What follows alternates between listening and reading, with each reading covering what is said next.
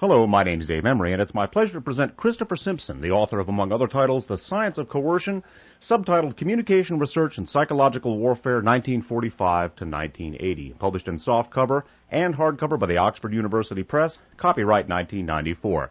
Chris, welcome back to our airwaves. Thanks, Dave. Now, in undertaking an examination of mass communication research and psychological warfare, a good starting place, Chris, would be to briefly define what we mean by each. Psychological warfare is, as the Army put it, warfare designed to debilitate the enemy in one way or another. It includes violence, propaganda, covert operations, assassination, so forth.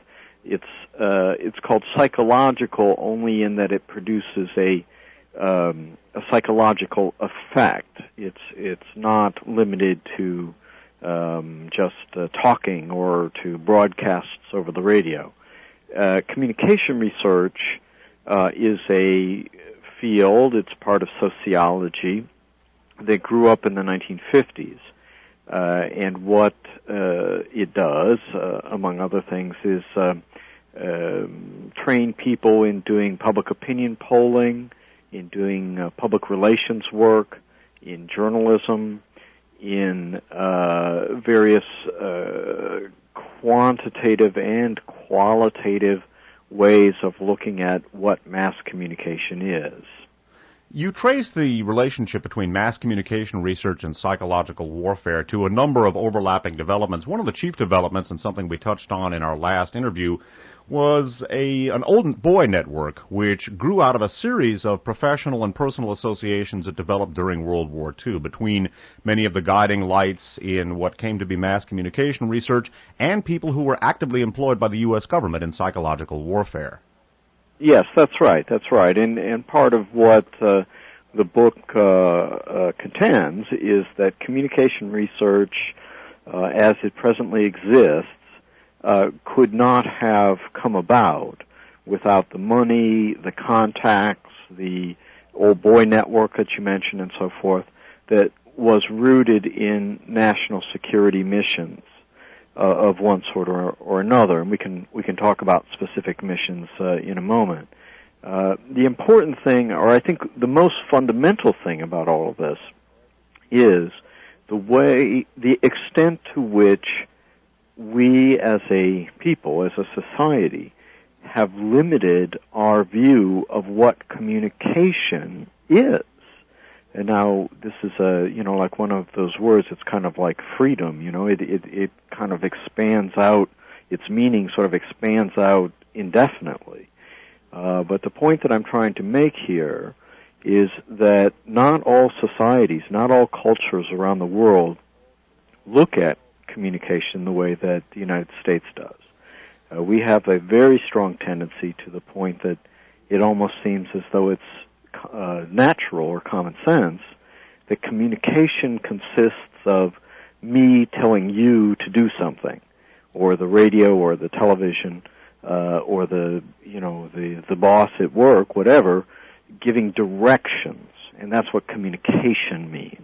On page 62, you write, as will become apparent, the dominant paradigm of the period proved to be in substantial part a paradigm of dominance in which the appropriateness and inevitability of elite control of communication was taken as a given. I think, to a certain extent, that could be said to be a posit to the statement you just made. Yeah, right, and that's written in kind of professor talk, but basically the idea is that we assume that, I'll give you an example. I mean, there were studies done in the early 1950s that are still referred to today, that were called communication studies, that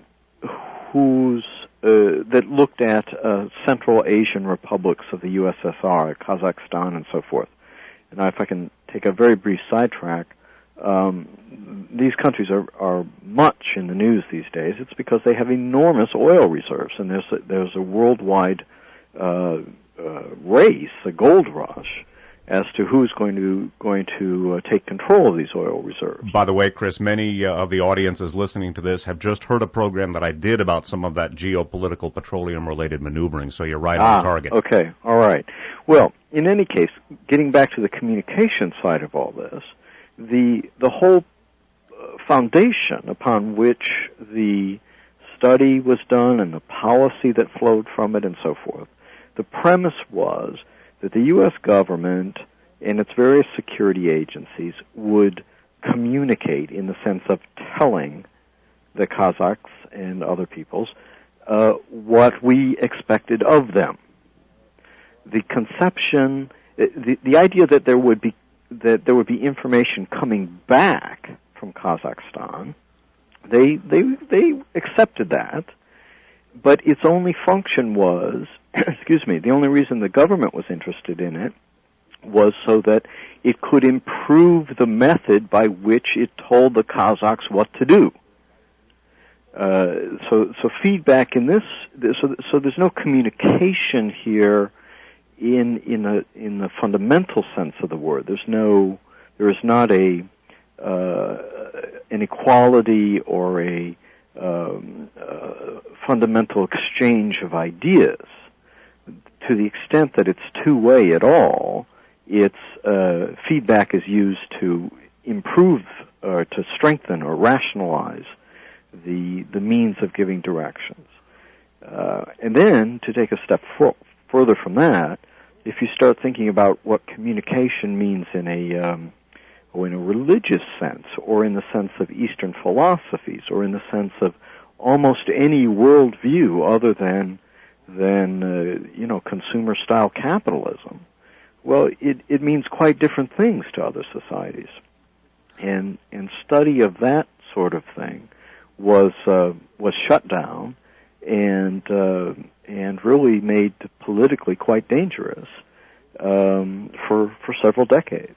We're going to talk about some of the institutions and some of the history involved in developing this type of relationship, Chris. You talk about three key national security directives, which in many ways help to solidify the relationship between government psychological warfare and, quote, private, unquote, note the quote, communications research. National Security Directives 4, 4A, and 10.2, which help to lay the foundation for the relationship we're talking about. Sure. Well, I think many of the listeners will be familiar with NSC 10.2. It's a foundation for the national security state in many respects. It's the basic framework for clandestine operations and the trail of coup d'états and assassinations that have flowed since the 1940s. 4 and 4A are kind of interesting more for what they reveal about how the national security elites think and how that process works. And it's much more bureaucratic than most people realize. I mean, there's a tendency to think that Alan Dulles or whomever sits down in a room with his cronies and does, makes this decision or that decision. But in reality, most of these things are done in a very bureaucratic way, and you have proposals that bubble their way up through the State Department and the Defense Department and the Department of Commerce, for heaven's sakes, and so on. And then these various interagency committees meet and hammer out the language, and of course the language, as most committees produce, as most of your listeners know, the language becomes more and more vague and more amenable to a variety of interpretations. Okay, so what's that mean? In the case of 4 and 4A, what they did is that they passed NSC 4, and that said, okay, well, the Americans are under assault by Russian propaganda and communist expansionism, and therefore we need, the country needs a propaganda program to meet this challenge. And so that meant, like the Voice of America, the agency that eventually emerged as the U.S. Information Agency, and so on. Now, this was secret. This was actually classified as confidential. The thing is with confidential ratings is that for legal reasons, literally hundreds of thousands of government employees have access to confidential, quote-unquote, papers, so that if the NSC has a confidential policy, it's generally on the front page of the newspapers within a week. And I'm talking about in the 1940s, not in the 1990s. In the 1990s, it's on the front page of the newspapers before the day is out. So the officially secret, i.e. officially confidential policy was we were going to have a propaganda program that was going to be anti-communist. Now, minutes after passing NSC 4, they then turned to an entirely separate decision that was called NSC 4A. And this was classified top secret. And what that meant was that even acknowledging the existence of this decision was considered a violation of the law. So this decision officially did not even exist. And what it consisted of was presidential authorization for clandestine operations, sabotage, counterinsurgency, insurgency, assassinations, and so forth, you know the list, to carry out this same form of psychological warfare. So the interesting thing here is that you have sort of shells within shells, and that the different people who are players in this game can manipulate their language depending upon who they're talking to. If they're talking to the general public, they can say, well, psychological warfare means broadcasting over the voice of America. And I think most people would not get too worked up over that, frankly, for better or worse. But if they're talking to a different audience, psychological warfare has a quite different meaning, and it can mean overthrowing the government of Guatemala. So you have the creation of whole systems of euphemism and double talk and double think, even in a George Orwell type sense, that on which the clandestine world thrived at that time and continues to thrive today. On page 52, Chris, you have a stunning statement which illustrates the extent of overlap, and perhaps that's even the wrong term, between national security and mass communication research as an academic discipline.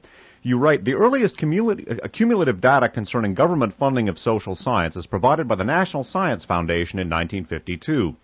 That report shows that over 96% of all reported federal funding of social science at that time was drawn from the U.S. military. That, I think, could be said to be a major outgrowth of those various national security documents and directives. And think of it,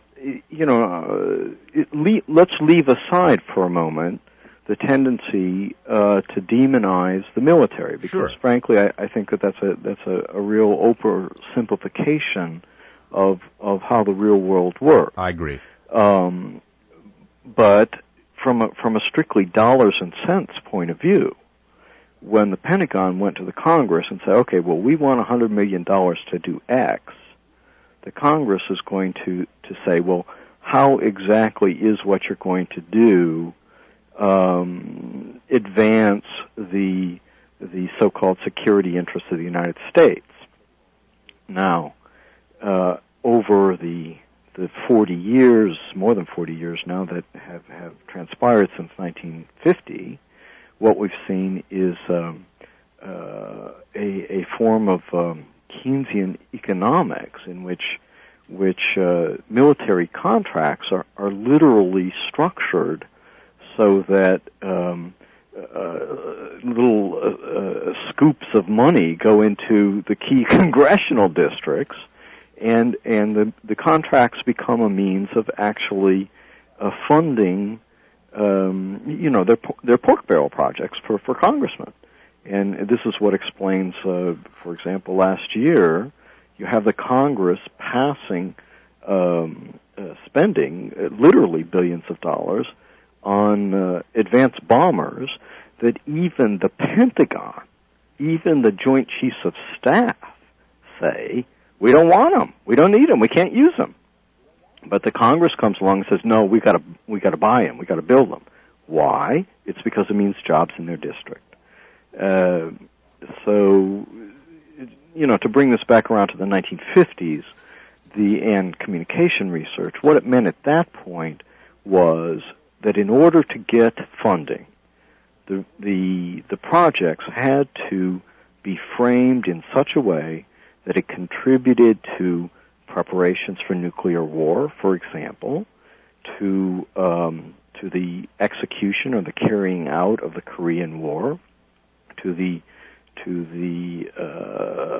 various espionage and insurgency tasks involved in overthrowing the government of Guatemala and Iran and Egypt, and the list that you've heard, and so on. So that to get funding for communication research, one had to be able to explain the research in such a way that it made some sort of contribution to those activities.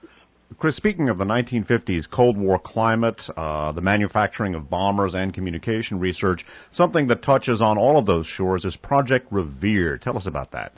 Project Revere was if it wasn't so tragic, it would be humorous.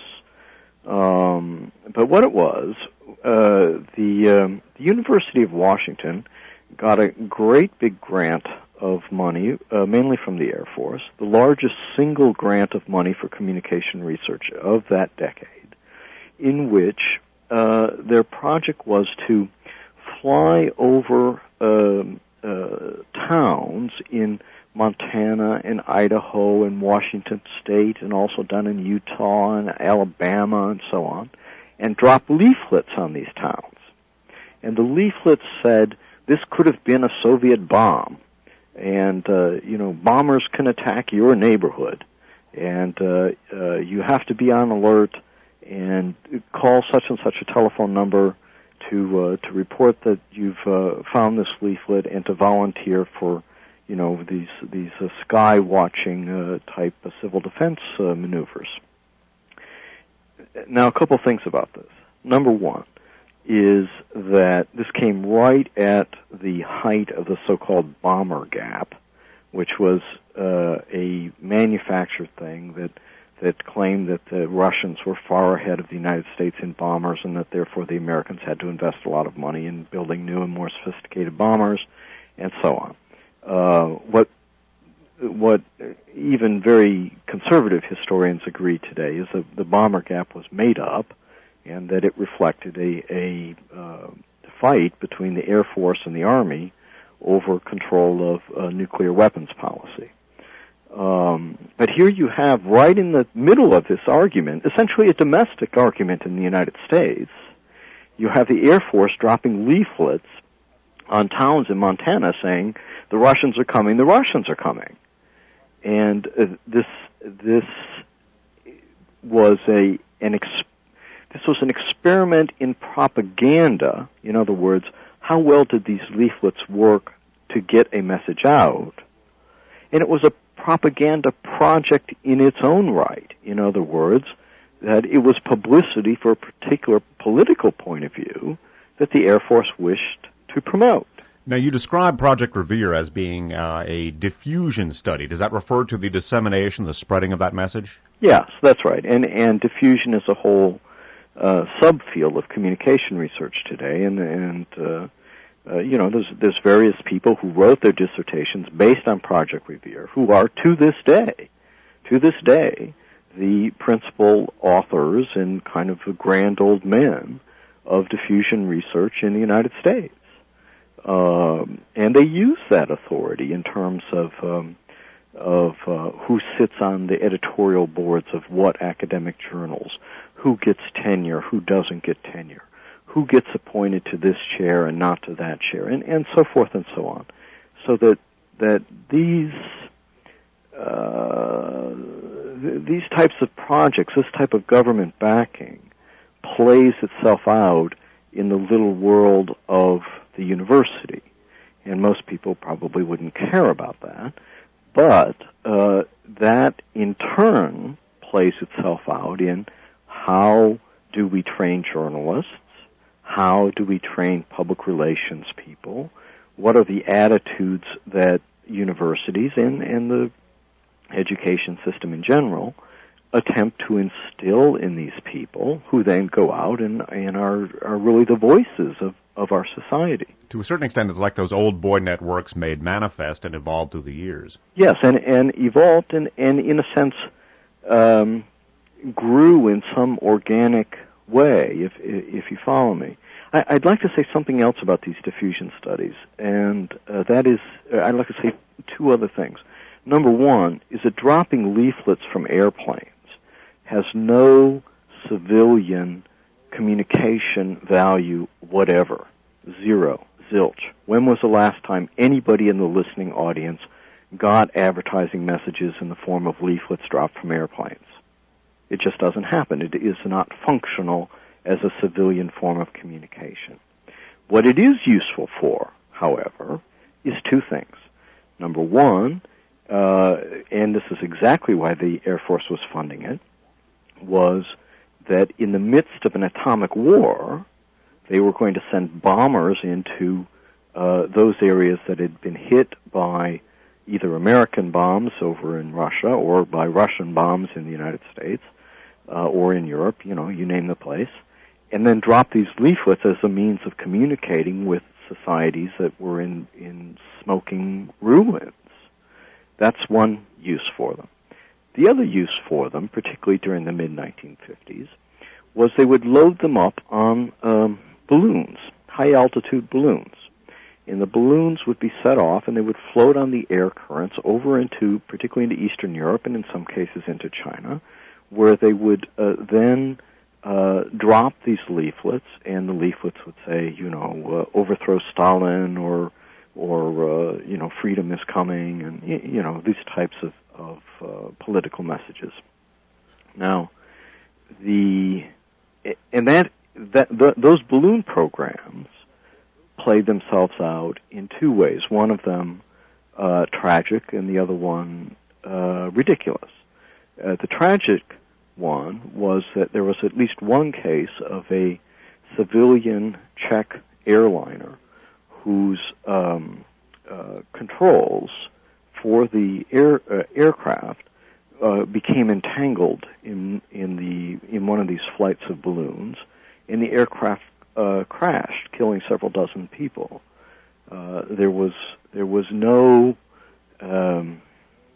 The United States government refused to take any responsibility whatever for this crash, despite the fact that it was clandestine American programs that had created the conditions that brought about this crash.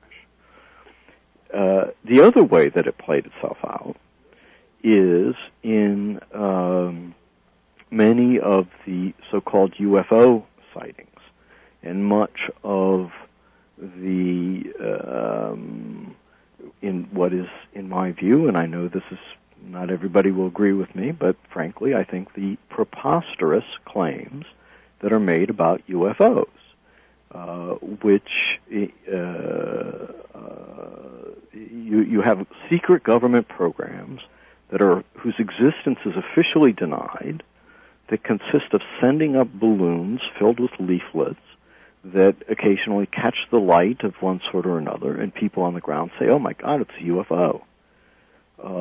And so then this, translates out into the popular culture, into the form of X-Files and so on. Now, personally, the question comes as well: why should anybody care? I mean, the X-Files is an entertaining program. It's there's nothing wrong with it, is there? And in a sense, there isn't.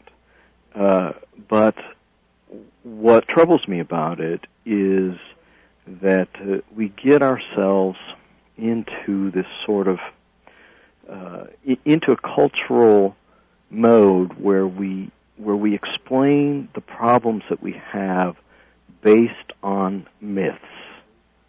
And the myths are people from outer space, The myths in Nazi Germany were that the Jews were responsible. The myths in America are that we're not consuming enough, or that there are these, kind of fantastic, elaborate, intergalactic events that somehow are conspiring against us, and so forth and so on. So take that for what it's worth. I don't buy a lot of the UFO stuff, and the reason is that I know exactly where it came from. Mm-hmm. And it came from these secret programs to fly balloons for propaganda purposes. There's a researcher named Jacques Vallée who's done some remarkable work on the deliberate alien deception and also on some of the fascistic connections and overtones to some of the UFO cults. His name is Jacques Vallée, and some of his work, such as The Messengers of Deception and Revelations, have been accessed on this program. There are some remarkable aircraft of unconventional configuration, largely deriving from stealth technology, sure, and the reconnaissance aircraft, which to a layperson would look like a UFO. But Vallée has done some research which complements what you just said, and he's demonstrated very conclusively that both extremes with regard to the UFO question, one, that there's nothing at all, whereas people have seen some of these extraordinary aircraft which have various applications that are kept secret, and on the other hand, the aliens are among us and giving us their technology and we should let them rule us, has been deliberately disseminated by some of the most shady of our national security interests. Chris, we're running low on time on this side. On the other side, I'd like to discuss some of the institutions which exemplify and have perpetuated the marriage of psychological warfare and mass communication research in the United States. Institutes such as the Bureau of Applied Social Research and publications such as Public Opinion Quarterly. That, however, in our next half-hour segment. We've been visiting with Chris Simpson, the author of, among other titles, The Science of Coercion, Communication Research and Psychological Warfare, 1945 to 1980, hard and softcover editions published by Oxford University Press, copyright 1994. Chris, we'll join you in our next half hour. I look forward to it. Hello, my name's Dave Emery, and in this half hour we're going to continue with a discussion with Chris Simpson, the author of The Science of Coercion, Communication Research and Psychological Warfare, 1945 to 1980, hard and softcover editions by the Oxford University Press, copyright 1994. Chris, welcome back to our airwaves. Thank you. We're talking about the overlap and the interrelationship between communication research and psychological warfare, and that relationship is in many ways concretized in the form of a number of, in fact, you identify 6 different centers of communication research that grew up in the 1950s. The Bureau of Applied Social Research, the Institute for Social Research at the University of Michigan, the National Opinion Research Center, the Bureau of Social Science Research, the RAND Corporation, and one that I'd like to leave for a few minutes into this discussion, the Center for International Studies. You talk about those institutions and their dual roles as both national security entities and academic entities, and in turn, I realize this is a tall order, but their relationship with Public Opinion Quarterly, which in many ways served as a mouthpiece for the dissemination of the work that they generated. Well, I think you've summarized it pretty well, and it would be redundant for me to go back over it. Now the book concentrates on the period between 1945 and 1960. One thing that I think is worth examining is the extent to which the Academy and places like Bureau of Applied Social Research are very liberal institutions. They're politically liberal. I have no doubt that most of the people voted for the Democrats, and some of them consider themselves left Democrats, or even one form or another of Marxist, of one description or another. Anyway, the point being is that scientists and intellectuals, for the most part, or certainly to a greater degree than the society as a whole, are left of center. I don't think that's any particular secret. And maybe in economics the story is different, but certainly in the social sciences that's the case. Well, so if that is so, what explains then, first of all, this work on national security programs, and second of all, and more fundamentally, this sort of this participation in a cultural transformation that built a national security state that most of us take for granted as being just the way the world is. And I think that part of the answer to that is that what happened was that the scientists tended to internalize the values of the national security state as a means of marketing themselves to the national security state. Now, these are not dumb people. They're not naive. At the same time, they rather often tended... Let me back up for just a minute and explain something that was going on in the early 1950s. If I could interject ever so briefly, Chris, I think that the National Science Foundation study in 1952 showing that 96% of all social science funding came from the military at that time would certainly both explain and perpetuate what you just talked about. Go ahead. Right.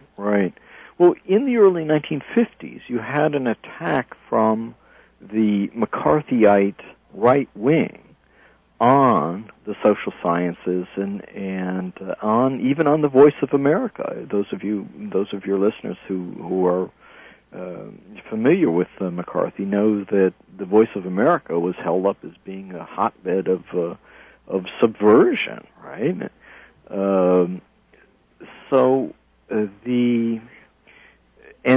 This attack extended to the big foundations, such as the Ford Foundation and the Carnegie Foundation. Rockefeller Brothers Fund was held. Rockefeller Brothers was held up as being a secret front for socialism and one world government and so on. Now, I'll grant you that the Rockefellers have played a complex political role in the United States and around the world, but to see Nelson Rockefeller as a closet socialist, I think is a little bit silly.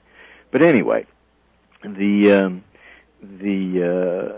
there was this attack from the extreme right, and the way that these academics and their foundations, like the Ford Foundation and so on, and the big universities, the big Ivy League schools, the way they defended themselves in hearings before Congress was to say, well, what we're doing with sociology is the most potent tool for fighting back the communist menace. That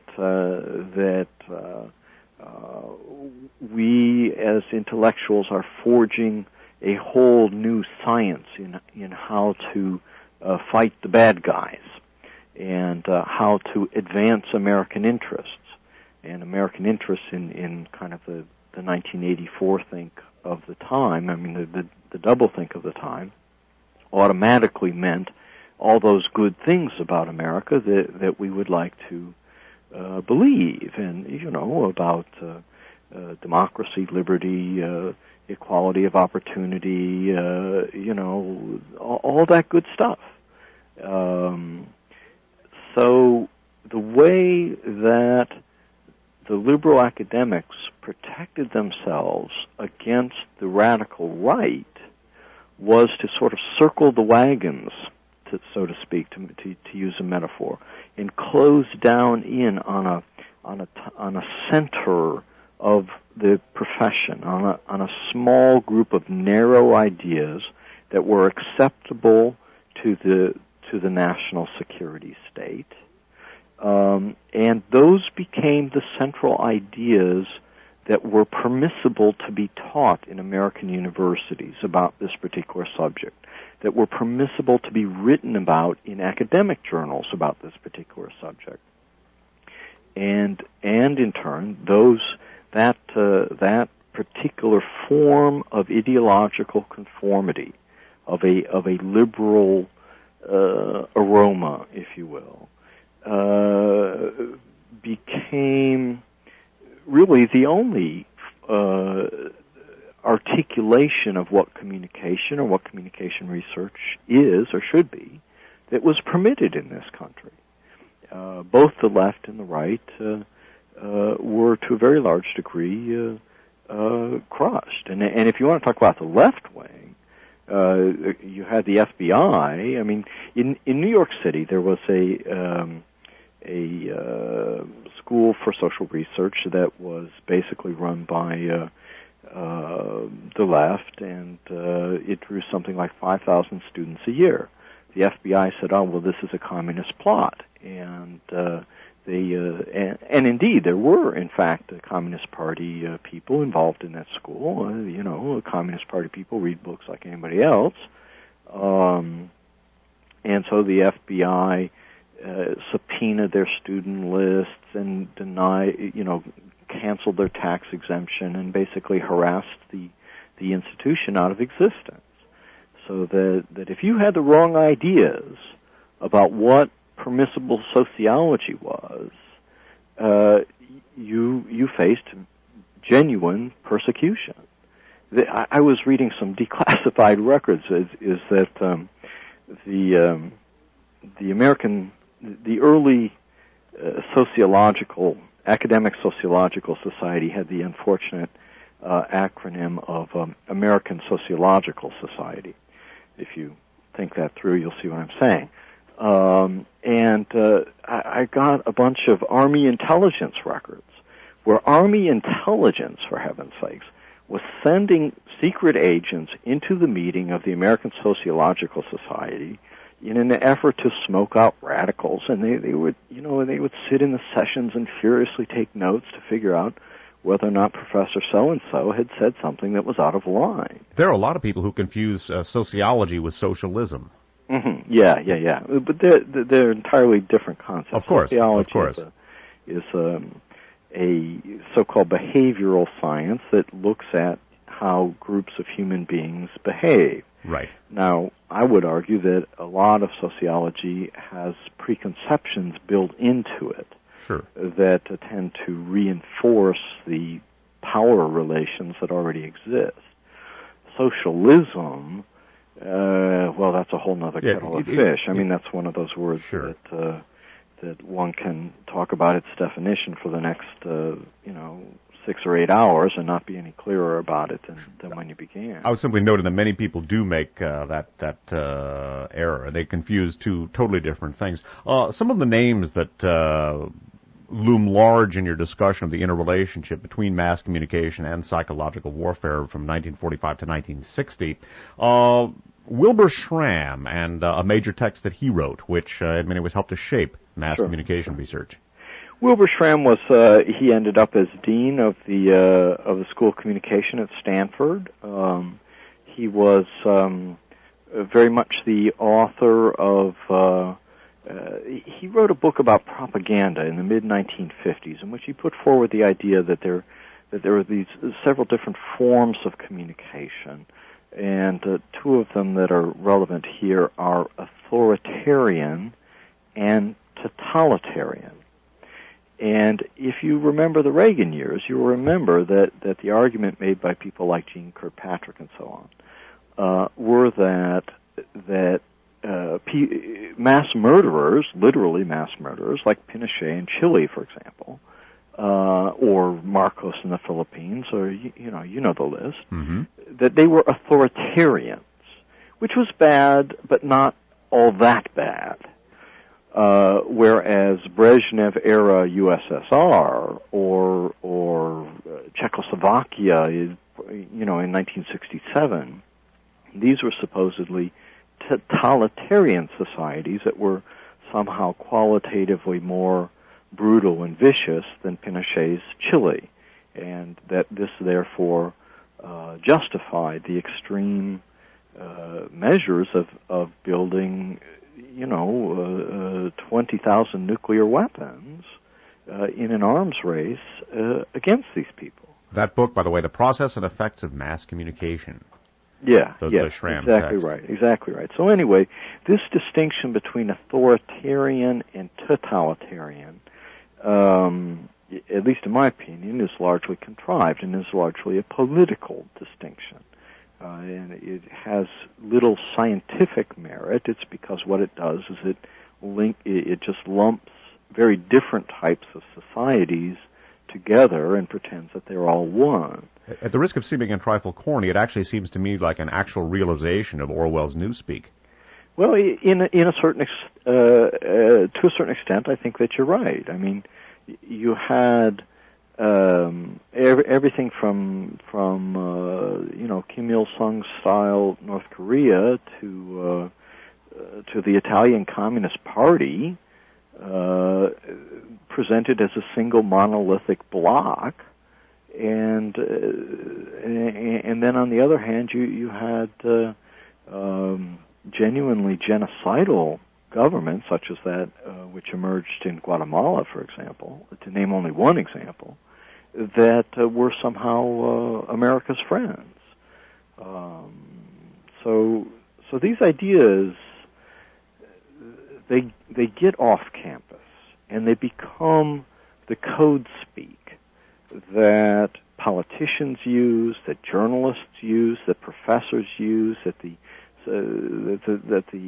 people on the chat shows on Sunday morning use, and so on, to justify whatever policy happens to be in vogue at a given time. On page 85, you write, "This continuity of leading theoreticians became part of a broader pattern through which the psychological warfare of one generation became the international communication of the next." If I'm understanding you correctly, I think that sort of exemplifies and sums up what you were just talking about. Yeah. What happened, I'll give you a good example, and in some ways it's kind of amusing, is that there was a particular researcher named Chitra Smith who did a annotated bibliography called, in the early 1950s, called Propaganda and Psychological Warfare, in which she systematically collected everything that had been published on this and made little descriptions of it and where it could be found and so forth and so on.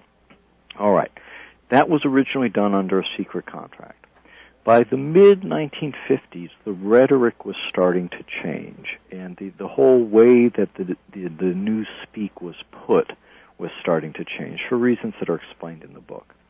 And Chitra Smith's bibliography, which had begun as Propaganda and Psychological Warfare, was printed by, I believe it was Columbia University Press, but you'll have to check me on that, but was published by a leading academic press under the title of International Communication. The identical text, the identical discussion of what communication was and where the articles were to be found and what it consisted of and how it worked and who was right and who was wrong and all of the rest, went from being a classified text on propaganda and psychological warfare to being a public text called International Communication. And this is one example of how the doublespeak about communication and indeed about sociology, about how we look at society, how that grows and how it sort of mutates decade after decade. I think today that we're in a new stage. I mean, we're not in the 1950s anymore, but the same mutation process continues. Chris, we're running low on time there. I'd like to hit a few more points briefly, illustrating that evolution from yesterday's psychological warfare to today's or tomorrow's communication theory. Daniel Lerner, in his book, The Passing of Traditional Society. Right. Originally done for the Voice of America and becomes the foundation of what is called, euphemistically in my opinion, the Development School of Communication Research. Development is the early version of the International Monetary Fund business that's going on right now in terms of the economic penetration of Asian societies and Mexico and so on. What Lerner argued in a nutshell is that people were starting to learn about the world, but they didn't in societies such as Egypt, for example, to name only one example. But they didn't have any political power, which was true enough, and that made them angry.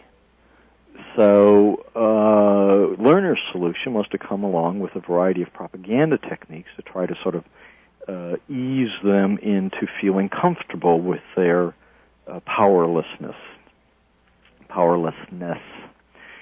And when that didn't work, the next step, which was developed largely at MIT... At the Center for International Studies, which was one of those 6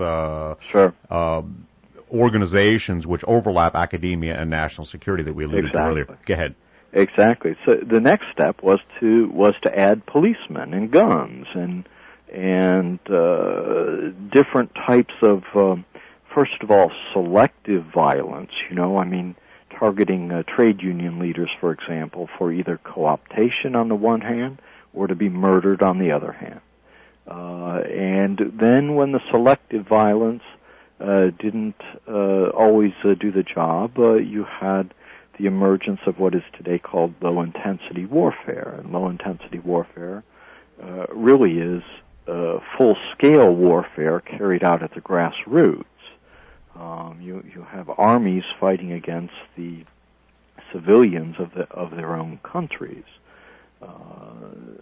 So this interweaving of the rationale or the claims about how communication work very rapidly spill over into military doctrine. It's because military doctrine, if you have a society that cannot hold itself together because it is so unjust, then the first thing they try is propaganda, to convince people to put up with it despite its injustice.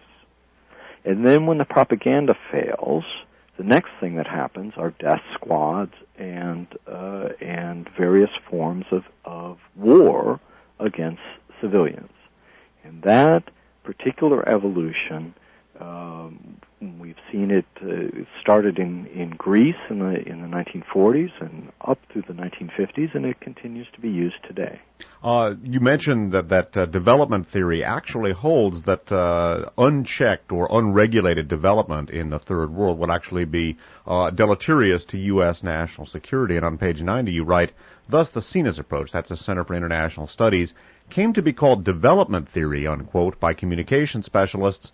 Among military planners, it took the name limited warfare, unquote, or perhaps low-intensity warfare, a term that became very well known on the U.S. national security stage in the 1980s. Sure. Limited warfare is a linguistic predecessor to low-intensity warfare. I mean, limited warfare served its purpose in providing a rationale for the American invasion of Vietnam, and then sort of burned itself out on that, and so they came up with a new term. The new term is low-intensity warfare. Among the types of development that was seen as possibly injurious to the U.S., you mentioned, was the desegregation of schools in Little Rock. Right. Well, that was Little Rock was studied in these same terms. The unifying theme here is not that the U.S. government is against any sort of development, because that's not the case. Sure. What it is that the U.S. government only wants development that is cooperative to and subordinate to the U.S. demands on a given country, which typically come in the form of either labor or natural resources. Sometimes it comes in the forms of places to put naval bases or Air Force bases. So development is well and good as long as it's done on the Americans' terms. That's why, for example, the implication of that. Let me say it this way: the implication of that theory is what happened in Nicaragua during the Reagan administration. Here you have a tiny country that's about the size of Virginia and that has a smaller population than the state of Virginia, which, heaven forbid, was providing a good example to the rest of Central America. It improved its education. It lowered the infant mortality rate, better health, better food, and contrary to what the Reagan administration said, was actually rather free intellectually in terms of what was broadcast on the radio, and certainly freer than Guatemala was or El Salvador. in terms of what was broadcast on the radio or published in the newspapers and so forth. But it was a bad example from Washington's point of view, and that's why they were willing to spend tens of millions of dollars in many people's lives and cook up these Oliver North schemes, in order to destroy Nicaragua economically. They tried to do the same thing with Cuba. I'm not a big fan of Cuba, I'm not trying to apologize for bad things that happen in other countries. But what I'm trying to say is that if the Americans see development, even successful development, that is not under their thumb, then they'll try to destroy it. And that this has been such a consistent pattern for almost 50 years now, that I think that as Americans, as voters, as taxpayers, we have to take a look at this and understand exactly how destructive this is to people around the world. Chris, I'd like to take just a minute to talk about Public Opinion Quarterly and its manifestation of the overlap between covert action and academic theory, and that by way of a jump point to your newest title, which also covers the relationship between national security affairs and academia. Public Opinion Quarterly and its national security-connected editor, DeWitt Poole. Yeah, DeWitt Poole was a propaganda specialist at the State Department and was one of a really very small coterie of people. I mean, we're talking about a couple dozen people who articulated American policy towards the Soviet Union going back to like 1917. I mean, we're talking about several generations back now. DeWitt Poole went on sabbatical from the State Department, where he was basically a professional anti-Bolshevik policy strong-arm guy. I mean, you see the same types today in Washington, or I do. And he went to Princeton, where he set up Public Opinion Quarterly, and its function was to encourage the study and the exploitation of that study of public opinion in the interests of powerful people in the United States, both corporate and government interests. That's who DeWitt Poole was. He had backgrounds in OSS and CIA, too, didn't he? Sure, and the old radio liberation from Bolshevism and so on. Some of these emigre operations that employed ex-Nazis. You read the headlines, recently about marches of former SS men in Lithuania and the bombing of a synagogue in Latvia, and so on. And you see that these people are still with us. Anyway, to plug the new title, it's called Universities in the Empire. It's a collection of essays, and the essays are I introduced it, but the essays are not by me; they're by other people, and they're quite good. And there's one essay about Project Camelot, for example, and there's a second one that looks at the history of international studies. There's an essay that looks at Russians in the Soviet Union, studies of the history of science, and then how those changed as perestroika and glasnost came along, and how it would take a little bit of time to explain the whole argument, but the gist of it is that there's considerably more similarity in the intellectual life in the Soviet Union and the United States than either side has been willing to admit. Now, that's not to say they had the same ideas. Sure. But I'm talking about the dynamics of how power is spread out in those societies, particularly in intellectual circles. Would you say it would be accurate to characterize that title to a certain extent as discussing how what you talk about as the dominant paradigm in communication research, to a certain extent, has been set by this relationship between academia and national security? I think so. Yeah, I think that's a good way to sum it up. Sure. All righty. That title again, Chris?